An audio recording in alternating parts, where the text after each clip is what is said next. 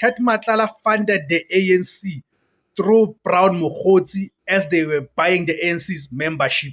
Let us look at this testimony by Lieutenant General Dumsani Khumalo, the head of crime intelligence in the South African Police Service. Mr. Matlala or one of his employees makes payments to Mr. Mokgotsi directly, sometimes for expenses related to the African National Congress events, and in particular for the benefit of delegates of such event who are apparently linked to the Minister Mkhunu through the Chief of Staff, Mr. Nkabinde, in the office of the Minister. Then number two, in return, Mr. Mokgotsi uses